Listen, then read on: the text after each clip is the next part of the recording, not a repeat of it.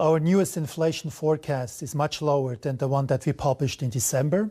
It's almost 50 basis points lower over the entire forecasting horizon, and that gave us the possibility now to make a rate cut minus 25 basis points. So mainly the inflation forecast is much better, and that gave us the room to lower interest rates.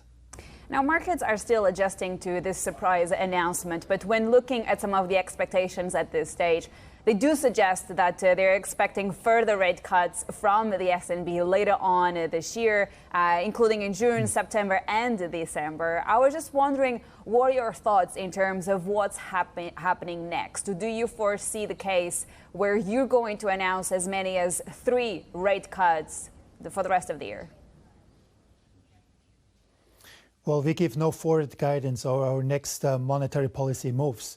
We published the inflation forecast. The inflation forecast is really well anchored in the range of price stability, going slightly down. And we will see in June whether the situation is different, whether inflationary pressure continues to decline, and then we will make a new decision in June. Assuming that inflation continues to be within target, which has been for a while now, we could see the SNB announcing another rate cut in June. Well, as I said before, we give no forward guidance. We will always look at the inflationary outlook and see whether monetary conditions are still appropriate. If we come to the conclusion that they are too restrictive, we will cut rates. If they are just right, we will leave policy unchanged.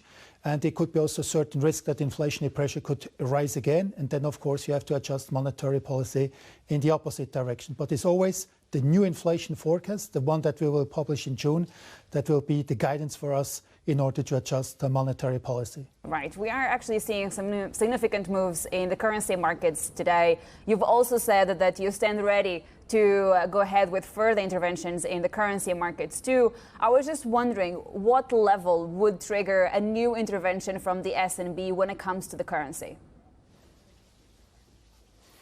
Well, neither the sales nor the purchases of foreign exchange are in the focus at this moment for the Swiss National Bank. But of course, we said very clearly that we remain to be willing to intervene in the foreign exchange market if necessary. So we can use this instrument in order to make sure that monetary conditions remain appropriate. And given that you've become now the first major bank to announce a rate cut this year, do you think that you're starting a new trend across all the major central banks? Well, I cannot speak for the other central banks. They will look at their inflationary outlook and then decide. So many of the central banks already announced what are their plans. But we look at our situation, we look at our inflation forecast, and then we take the decisions that are really optimal for the situation in Switzerland. But does it concern you, the fact that we might see several banks announcing rate cuts throughout the year, and what that mean for your currency going forward?